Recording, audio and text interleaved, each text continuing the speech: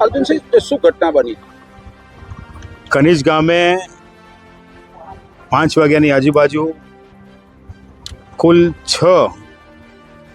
5 બાળકો અને એક પુખ્ત ઉંમરના બેન એ નદીએ નહાવાનું થયું એવી માહિતી મળી છે અને 5ના મૃત શરીર અત્યારે શોધખોળ બાદ મળ્યા છે. એકની તપાસ ચાલુ છે. આ દુઃખદ ઘટના કનિજ ગામે થઈ છે.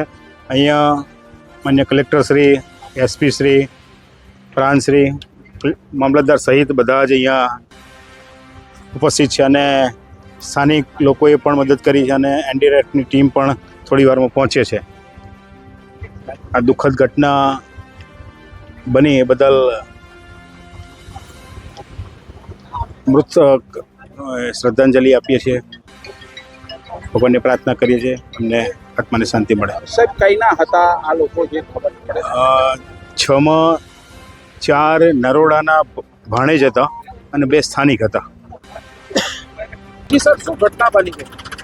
आज शाम को 5 बजे के आसपास कनीज गांव में मेशो नदी के पट पर 4 बच्चियाँ और 2 बच्चे तो नदी में नहाने के लिए उतरे थे और ज़्यादा गहरे पानी में जाने की वजह से उनका दुखद अवसान हुआ है.